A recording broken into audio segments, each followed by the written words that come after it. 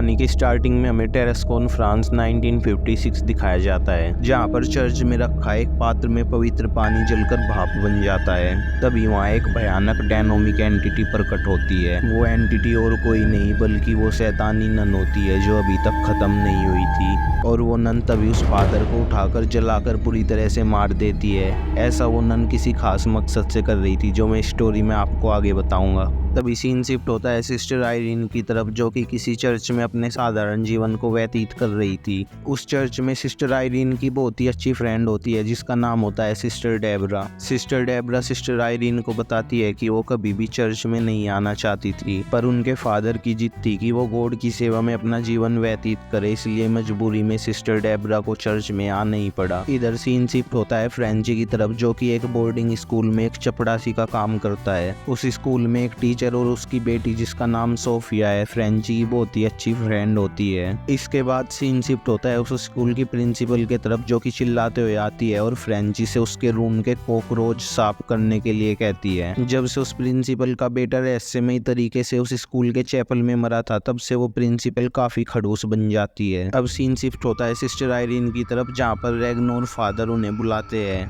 वे sister Irene को बताते हैं कि कई चर्च के फादर, प्रीस्ट और नन की रहस्यमयी तरीके से मौतें हो रही है, और वे सिस्टर आयरीन से कहते हैं कि यहाँ तक कि फ्रेंच के प्रीस्ट को तो बहुत बुरी तरीके से जलाकर मारा गया है। वे सिस्टर आयरीन से कहते हैं कि ये सब उस डेमन वेलक का काम है जो अभी तक खत्म नहीं हुआ है। फादर रेगनारी बताते हैं कि अब सिर्फ सिस्टर आयरीन ही बची है जिसने उस शैतान का सामना किया है, क्योंकि फादर ब्रूक की तो डेथ हो चुकी है, और अब फिर से सिस्टर आयरीन को ही उस शैतान को रोकना होगा। सिस्टर आयरीन पहले थोड़ा सा डर जाती है, क्योंकि ये इंसानियत का सवाल था तो उन्हें हाँ कहनी ही पड़ती है, और ये सब बातें सिस्टर डेबरा भी वहाँ पर खड़ी होकर सुन रही थी। तो अपने डर पर काबू पाकर फाइनली आयरीन उस शैतान को रोकने के लिए निकल जाती है। तभी सिस्टर डेबरा भी वहाँ पर आ जाती है और वो आयरीन को बताती है कि वो चोरी छुपके से उसका साथ देने के लिए आई है, क्योंकि किसी को तो आयरीन का साथ देना ही होगा। सिस्टर डेबरा आयरीन से बताती है कि उसकी माता भी जलकर ही मरी थी और वो भगवान में इतनी आस्था नहीं रखती है, लेकिन वो भगवान में विश्वास करना चाहती है, इसीलिए वो आयरीन का साथ देने के लिए आई है। अब सीन शिफ्ट होता है उस बोर्डिंग स्कूल की तरफ, जहाँ पर कुछ शरारती लड़कियां सोफिया को एक खेल खेलने के लिए बोलती है। वे उसे स्कूल के चैपल में ले जाती है। तभी वे वहां बने एक विंडो पर बकरे की आंखों में सोफी को घूरने के लिए बोलती है। सूरज की रोशनी उस बकरे पर पड़ने से उसकी आंखें लाल हो जाती थी। ये देखकर सोफी कुछ टाइम के लिए उस बकरे में खो जाती है। इतने में वे शरारती लड़कियां वहां से भागकर उस चैपल का गेट बंद कर देती है और सोफी को अंदर ही लॉक कर देती है। और तभी सोफी को वहाँ वो डीमन दिखाई देता है, लेकिन वो इससे पहले कुछ कर पाता फ्रेंची वहाँ पर आ जाता है और सोफी को बाहर निकाल लेता है।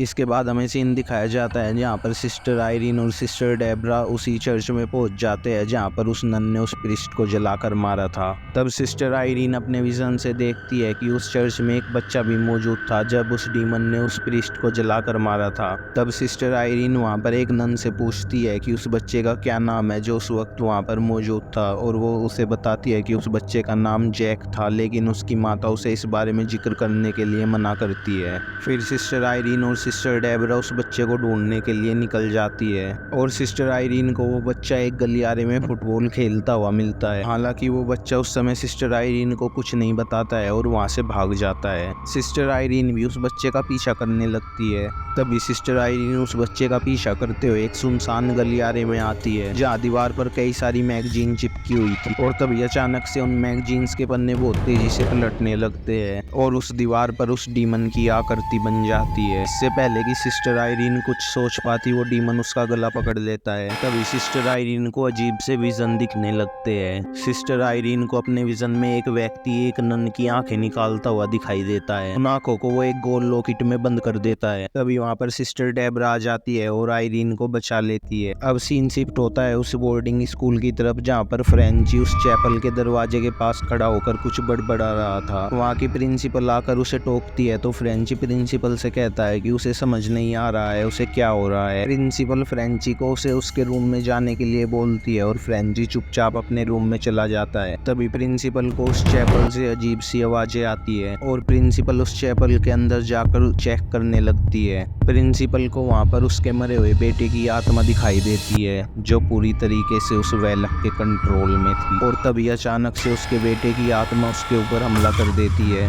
और प्रिंसिपल को बेरहमी से मार देती है। इधर हॉस्पिटल में सिस्टर आयरीन बेहोशी की हालत से जाग जाती है। अब सिस्टर डेबरा सिस्टर आयरीन को बताती है कि वो जैक नाम का लड़का वापिस आया था और उसने उसे एक होली क्रॉस दिया है जो कि उस प्रीस्ट का था जो जलकर मरा था, और उस क्रॉस के ऊपर एक अजीब सा निशान था। सिस्टर आयरीन और सिस्टर डेबरा देखते हैं कि जितने भी लोग मरे उन सब के होली क्रॉस पर वो एक अजीब सा निशान था, और फिर सिस्टर डेबरा और सिस्टर आयरीन चर्च के लाइब्रेरियन से उस अजीब से निशान के बारे में पूछती है। लाइब्रेरियन बताता है कि ये निशान सेंट लुइस का खानदानी निशान है, मतलब जितने भी लोग मरे थे वे सब सेंट लुइस के वंशज थे। लाइब्रेरियन बताता है कि सेंट लुइस की आंखें काफी शक्तिशाली थी जिन्हें एक बॉक्स में पैक करके कहीं पे छिपा दिया गया है, जो कि अगर बुरी शक्तियों के हाथों लग जाए तो कयामत आ सकती है। और इसी तरह आयरीन को पता चलता है कि वो डायनोमिक नन उन आंखों को पाना चाहता है ताकि उसकी सारी शक्तियां वापिस आ सके, और इसी वजह से उस डायनोमिक नन ने सेंट लुइस के वंशजों को मारा है ताकि उन शक्तियों को धारण करने वाला कोई और न बचे। लाइब्रेरियन सिस्टर इरीनी को बताता है कि वो उन आंखों का इस्तेमाल उस डेमन के खिलाफ हथियार के तौर पर भी कर सकती है, जैसे उसने उस सेंट कार बेबी में जीसस के ब्लड का इस्तेमाल किया था। और अब सिस्टर आयरीन और सिस्टर डेबरा उस डायनोमिक नन को रोकने के लिए निकल पड़ते हैं, और यहाँ पर सीन शिफ्ट होता है उस स्कूल की तरफ जहाँ पर उस स्कूल की टीचर फ्रेंची और सोफिया तीनों मिलकर एक गाने को एंजॉय कर रहे होते हैं, और तभी वहाँ वो शैतान आ जाता है। वे तीनों उस शैतान से बचकर भागने लगते हैं, लेकिन तभी वहाँ पर सिस्टर आयरीन और सिस्टर डेबरा आ जाती है। फ्रेंची कहता है कि वो शैतानीन वापिस आ चुकी है और वो हमारे पीछे ही है। इस पर सिस्टर आयरीन कहती है कि वो नन और कहीं नहीं बल्कि फ्रेंची के अंदर ही है। सिस्टर आयरीन फ्रेंची को बताती है कि सेंट कार्बेबी में ही उस नन ने फ्रेंची के अंदर अपना कुछ अंश छोड़ दिया था।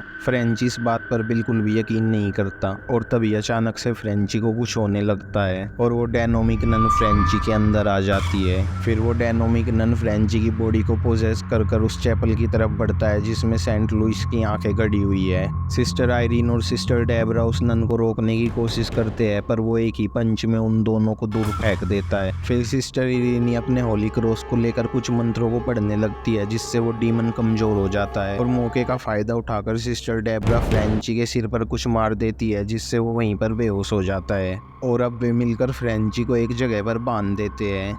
अब वे चारों मिलकर उस चैपल में सिस्टर लुइस की आंखें लेने के लिए चले जाते हैं। सोफिया इरीनी को उस बकरे के बारे में बताती है जिसके ऊपर रोशनी पड़ने पर उसकी आंखें लाल चमकती है। अब सिस्टर आयरीन उस बकरे की आंखों से निकल रही लाल रोशनी से ये पता लगा लेती है कि सेंट लुइस की आंखें कहाँ पर गड़ी हुई है, और वे सेंट लुइस की आंखों को खोदकर निकाल लेते हैं। लेकिन तभी वहाँ पर फ्रेंची आ जाता है और सिस्टर आयरीन को पटक पटक कर मारने लगता है, जिसकी वजह से सिस्टर आयरीन बेहोश हो जाती है और सिस्टर आयरीन के हाथों से निकलकर वो आंखों की डिब्बी बाहर गिर जाती है। तभी सोफिया उन आंखों की डिब्बी को उठाकर वहां से भाग जाती है, और दूसरी तरफ पर शैतान उस स्कूल के प्रिंसिपल की आत्मा के रूप में बाकी बच्चों के ऊपर हमला कर देता है, जिनकी मदद करने के लिए सिस्टर डोबरा वहाँ पर पहुंच जाती है। इधर सोफिया उन आंखों को लेकर एक बड़ी सी बिल्डिंग के अंदर छुपने के लिए भाग जाती है, और वो शैतान भी उसके पीछे पीछे वहाँ पर पहुंच जाता है। सोफिया उस शैतान से बचती बचाती उन आंखों को लेकर आखिरकार उस सिस्टर इरीनी के पास पहुंची जाती है, और सिस्टर आयरीन को लुइस सेंट की वो आंखें दे देती है, और तभी वहां पर वो शैतान आ जाता है,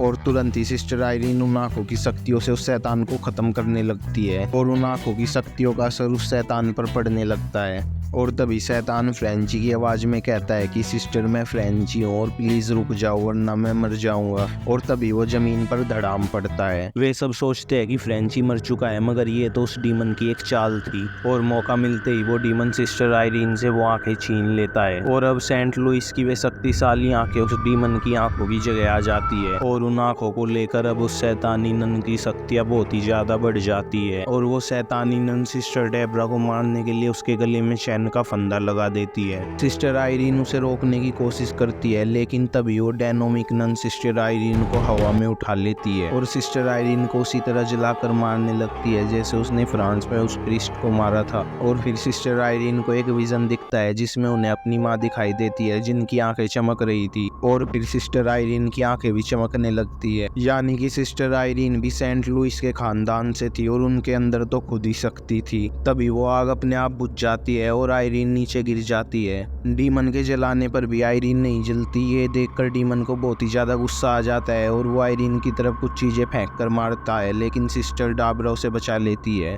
और वे डीमन से बचकर साइड में छिप जाते हैं। तभी वहाँ एक ड्राम में से कुछ लिक्विड लीक होता है जो कि वाइन होती है और वो शैतान सोफिया सिस्टर आयरीन और सिस्टर डेब्रा को वहाँ पर वाइन का एक जाल बनाकर कैद कर देता है। तभी वहाँ पर मोरिस खंजर लेकर आ जाता है जो पूरी तरीके से उस डेविल नन के काबू में था। मोरिस सोफिया को मारने ही वाला होता है कि अचानक सिस्टर आयरीन सिस्टर डेब्रा को याद दिलाती है कि कैसे प्रीस्ट चर्च में कुछ असाधारण मंत्रों को पढ़कर वाइन को जीसस के लहू में बदल देते हैं। और तभी अचानक से सिस्टर आयरीन को सेंट लुइस के विजन आने लगते हैं और वे मंत्र सुनाई देने लगते हैं। और तभी सिस्टर आयरीन उन मंत्रों को गाकर प्रेयर करने लगती है और सिस्टर डेब्रा भी उन मंत्रों को दोहराने लगती है। सिस्टर आयरीन मंत्रों को पूरा करके कहती है आमीन और वहाँ जितने भी ड्रम थे सब फट जाते हैं और सबसे जीसस का ब्लड निकलने लगता है। और अब की बार इतने सारे जीसस के ब्लड से उस वैलक की ऐसी की तैसी हो जाती है और वो वैलक बुरी तरह से जलने लगता है और वो वैलक सीधा नरक में पहुंच जाता है। इसी के साथ फ्रेंच यानी मोरिस भी उस वैलक की पकड़ से आजाद हो जाता है और फिर सीन दिखाया जाता है जिसमें मोरिस सिस्टर आयरीन को उनकी जान बचाने के लिए थैंक यू कहता है। और इसी के साथ इस कहानी का यहाँ पर अंत होता है।